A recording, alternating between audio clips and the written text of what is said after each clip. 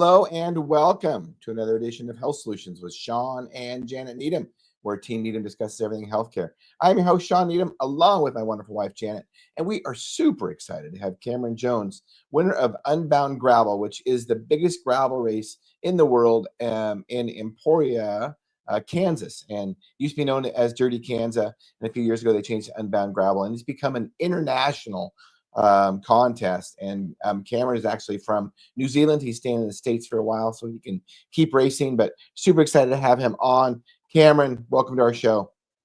Hey, thanks for having me.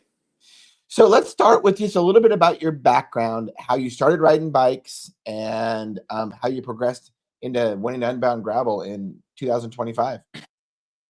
Yeah, started sort of this endurance racing career back when I was, 11 or 12. They had a local duathlon series, so it was running and biking. That was sort of where I started to get competitive and like train for an endurance event.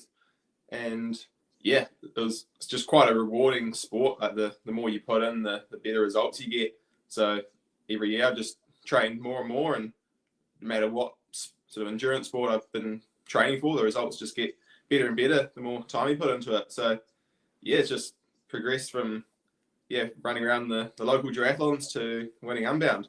I've done a bit of like multi-sport, so running, biking, like kayaking is a big thing back in New Zealand. Spent some time doing mountain biking on the cross-country World Cup circuit, and then found myself over here in the North American off-road scene, giving this gravel a go. Now, did you race Whiskey Off-Road this year? Yeah, I've done that the last 2 years. That's a great race. I thought so. Yeah, we were there. So oh, cool. Yeah, it's one of my favorite races. So tell us a little about for Unbound Gravel. Tell us a little bit about 200-mile race. I don't know if you had a plan. Did you have a plan to finish in under 9 hours or break the record? Nah, you didn't really think about a time for a race like that, especially when there's so many like pack dynamics and like conditions of the road surface, and I guess the temperature and the wind can all play into what the time is at the end. So never really thought about the time, more about just, I guess you got to have an idea to know how much food and drink to take, but it's more about just pacing yourself, using the power meter, and just your perceived effort out there. Right. So speaking of food and drink, what did you eat before the race, and how long before the race did you eat? Race started just before 6 a.m, so I got up like 2.5 hours before, and went straight downstairs and had a couple of pancakes with banana on them, bit of maple syrup. So that's kind of an easy thing to digest. I don't get too concerned about how early I eat before one of those races, because it's not like an XCO race that I've done in the past where you're straight into like full gas racing. It's a 9-hour race, so the first wee bit, I'm sure your body can still digest things, and it's not like you're gonna vomit it up that the pace is so high. But it's nice to get up early and have a bit of time to sort of let it settle, and complete last little bits of organising your gear. And then on the start line had a gel sort of just before the start. And so how did you feel the first 50 miles right before you guys made the breakaway?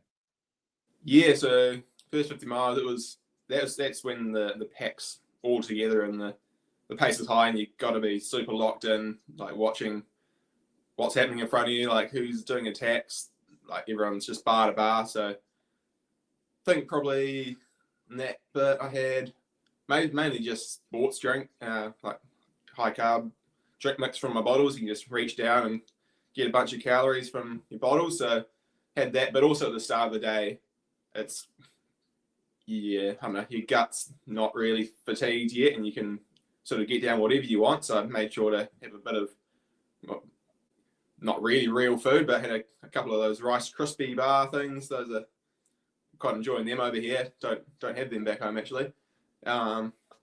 yeah, the first 50 miles, probably, a couple of Rice Krispies and, just a swig of sports drink. And so were you self-supported or were you stopping at aid stations? I had mum and dad actually at each of the aid stations, and having done it last year, I had a good idea of how they worked, which is, as of last year, not stopping. That was sort of what put me out of the race last year, was stopping and taking too long at the aid station, and everyone else just kept on going. So, I just had mum and dad spaced out either side of the Scott tent and grabbed a musette off each of them and just kept on rolling while I filled my pockets and had a little top tube bag that I put some food in and like a bladder down the back of my jersey and a bottle down the front, more for storage than anything, but I'm sure there's some aero gains in there as well. Wow. Okay. So then mile 50, was it you that took off or was it Simon that took off? Pretty similar time. Simon was already up the road. There was like a group of 20 or so riders with a 40-second gap. And so I left the main peloton and bridged across that gap and just like rode through the breakaway and out the other side. And then, it was just Simon that jumped on my wheel. So I think, I guess I sort of initiated it. He was probably looking for someone to do that with. And I was the first keen guy that came along. And then, we just rode hard for about 10 minutes and then got 25-second gap, which didn't seem like much to me, but he'd done quite a lot of breakaways in his time and assured me that it was a good idea to keep on pushing. So we did, and then the gap just got bigger and bigger. Wow. So Janet, what questions do you have for Cameron? I'm sure you do. Well, there must have been a lot of discussion between you two. You were riding for quite some time together. Tell people how that plays out, because I think that's one thing that's really cool about cyclists is when you're out there competing, there's still something going on between the two. Yeah, there's not as much conversation as you think, and I'm sure some listeners will struggle in understanding my accent. It was certainly similar when you're rushing along at, was it 23 miles an hour? Right. He didn't understand what I was saying all the time. But he'd been in a lot of breakaways like that before, and I don't know, it was maybe about halfway, he was saying like, the strategy is go really hard to this next pinch point and make sure we get through that sort of crux ahead of the peloton, and then up, even if we do get caught out the other side, we'll still have as good, if not better, legs, because we haven't been having to do all those hard punches over the hills like they have to do in the break, like they have to do in the main peloton. So it was just sort of just hyping each other up when you pull through strong, and when you flip the other guy through, just say like, oh, good turn, and just keep morale high, and then getting the timing splits, which are always positive. They keep morale high as well. Well, I think one of the greatest feelings in the world is to ride with somebody. And of course, you knew Simon before from before, but sometimes you'll ride a ride and you'll do a breakaway with somebody and you'll ride with them for 3 or 4 hours and you don't even know their name, but you feel like their best friend.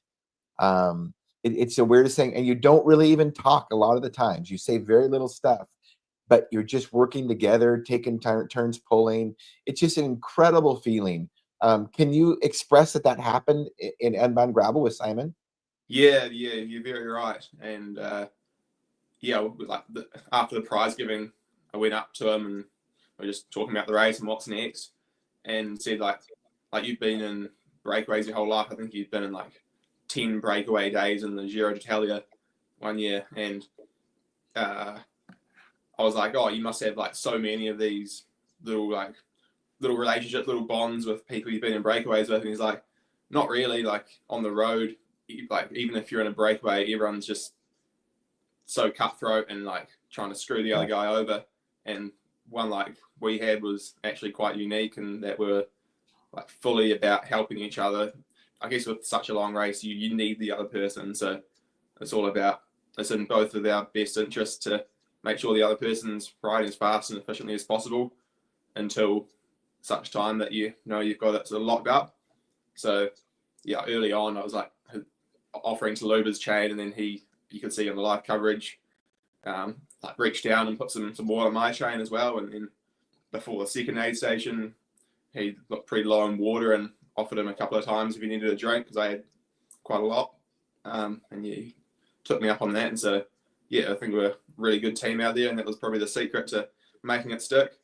Yeah, for sure. So explain to me how he lubed your chain while you were moving. Yeah, just sort of on a, I don't know, kind of flat, if I was flat uphill, Yeah.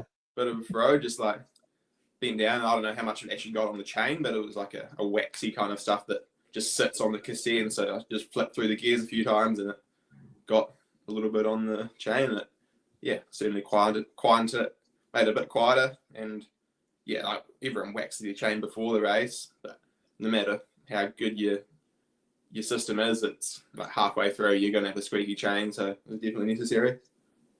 That's really cool. So I was looking, you shared some of your power numbers on Instagram, and your best 10-minute power was 454 watts. Mm-hmm. Do you remember when that happened?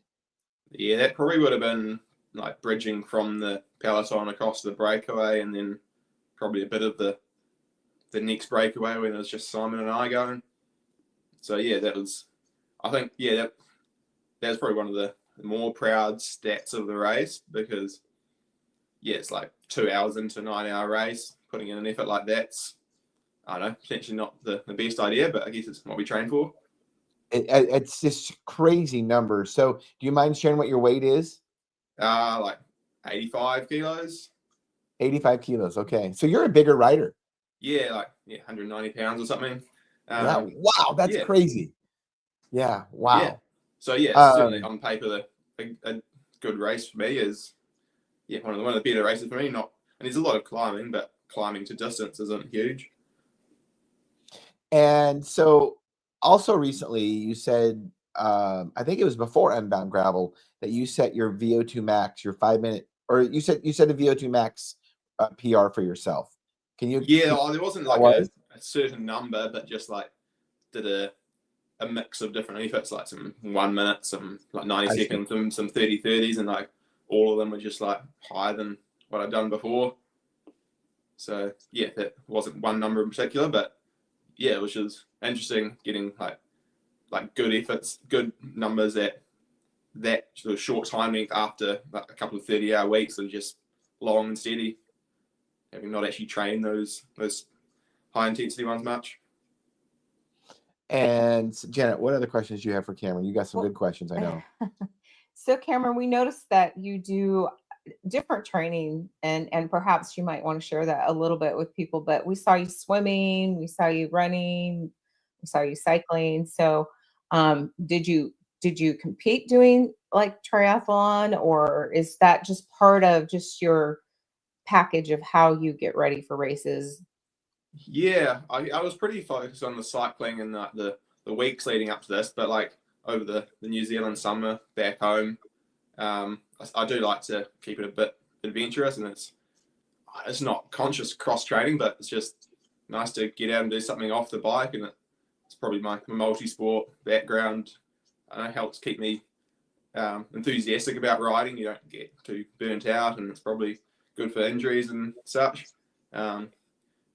Did a few runs and kayak paddles back home. Not sure if I raced. Oh yeah, I did a local kayaking race just before I came over. It's always good to just keep the whole body active and keep those skills going. And do you, what about gym work? Do you do gym work? Yeah, when I was back home over summer, like December through to April, I was in the gym a couple of times a week. Back over here, I sort of had intentions of keeping it up, but when you're on the road all the time, and then like but the few weeks before Unbound, just trying to get as many hours in the legs as possible, we decided to, and because I had been on the road for a bit, it was going to take a while to get back to speed in the gym. It was just going to probably be more of a hindrance to the training that gave it benefits. But yeah, do the odd like stretch or like foam roll and try and do a bit of a core routine most days. And so in Unbound, you did a 20-minute effort of 380 watts, which is crazy for a 9-hour race. Well, it's crazy no matter how you slice it. But what's your best 20-minute effort ever, or your FTP? I haven't done a 20-minute test for a while, actually. One of our sort of benchmarking tests is like a 10-minute, but what would I have done? Probably done like 470 or 480, and could probably do like I think I could probably hit 500 for the 20 minutes, but yeah, keen to do one at some point. So yeah, it's like that is good. Yeah. Insane. That is crazy, Cameron.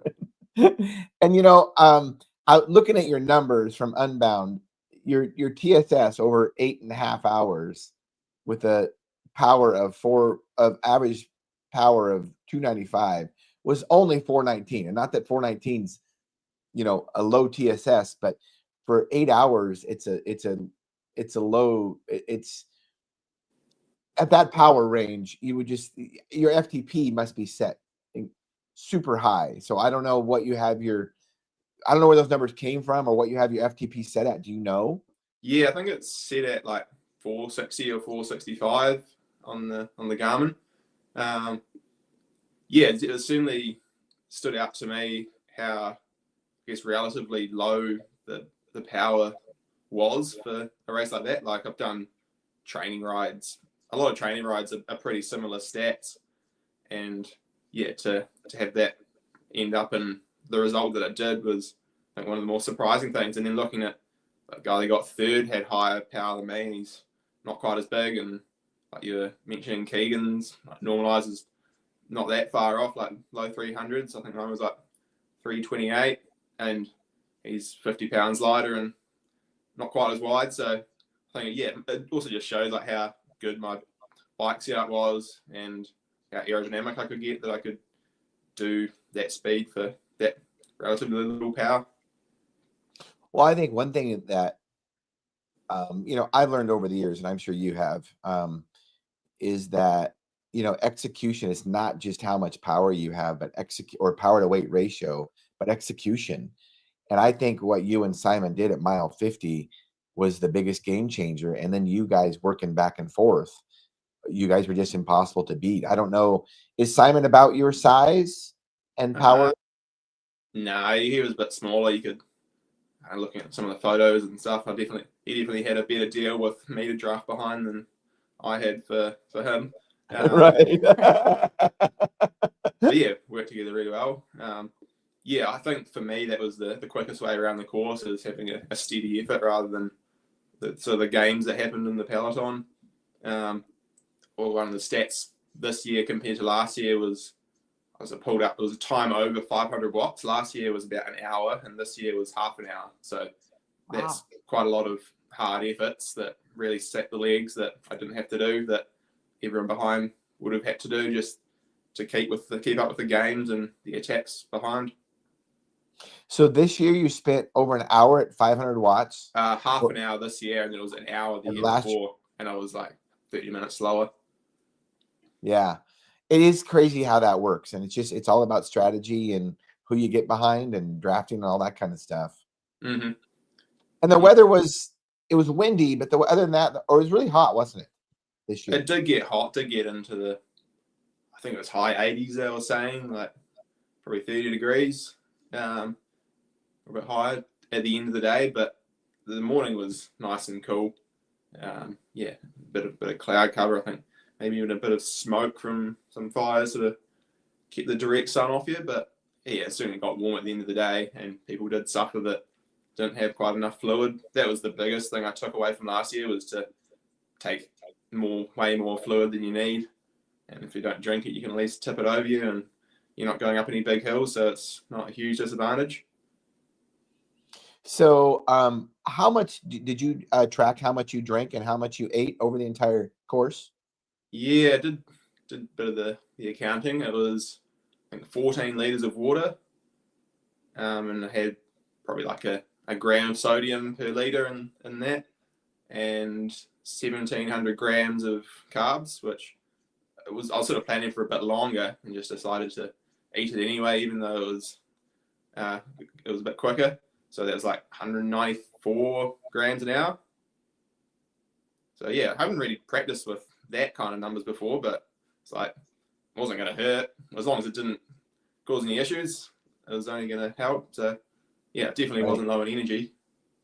And were all the carbs liquid carbs, or were you eating some gels? Were you eating any solid food? I think 1,200 grams it was, like the 3 sectors, like between aid stations. I grabbed 2 1 litre bottles with 200 grams in each bottle. So that was the bulk of it. And then sort of a few gels and like jam sandwich and a couple of those Rice Krispies, some little treats. Wow. Okay. So where do you go from here, Cameron? What are your plans to go from here?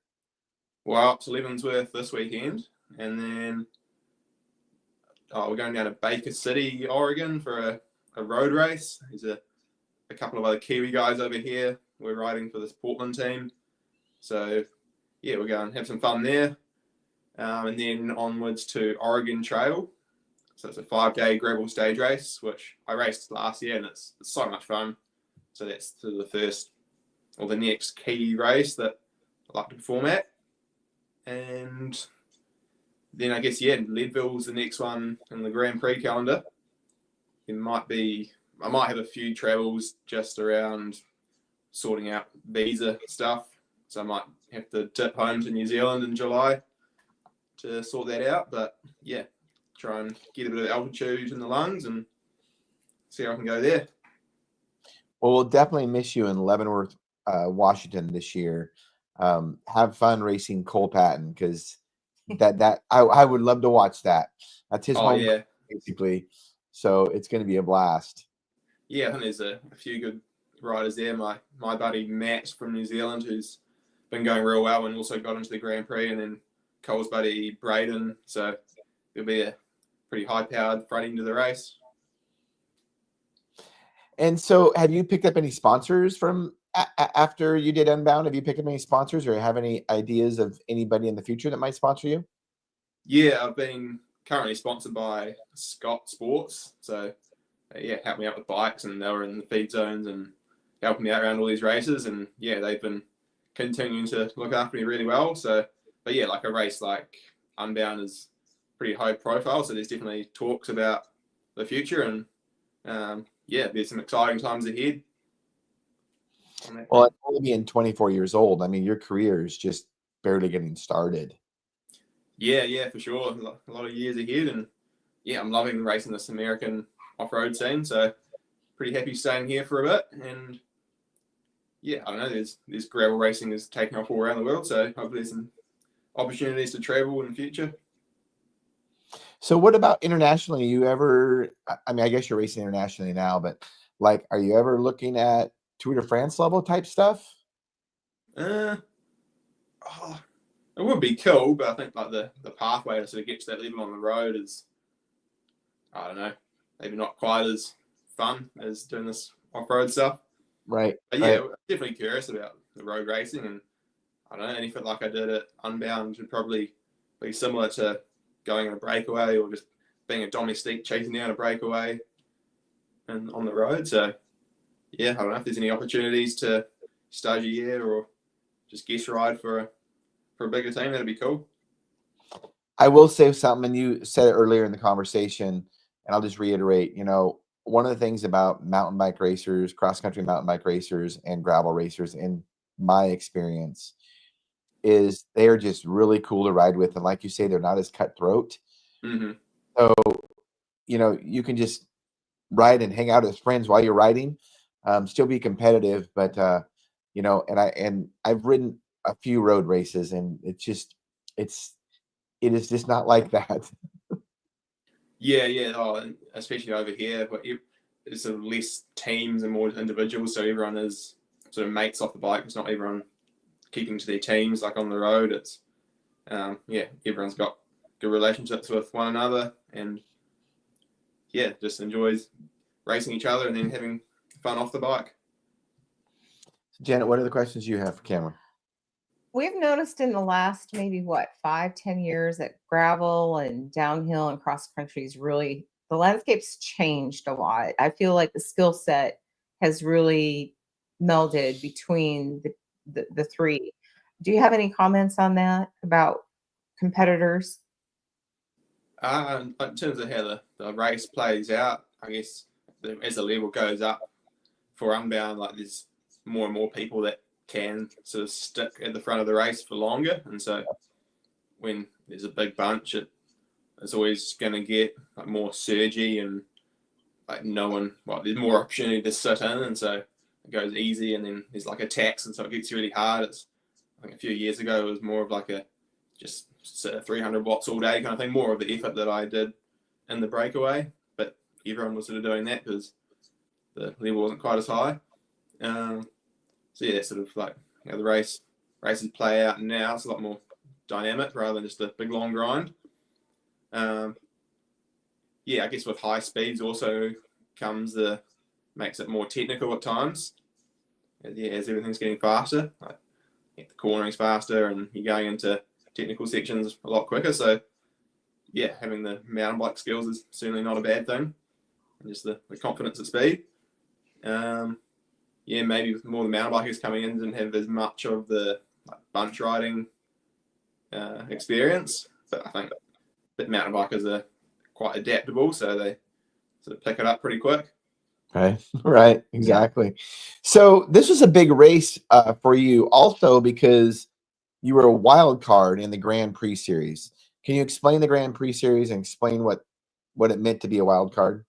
The Grand Prix series is like 6 this year races that are run by lifetime events, and they pick.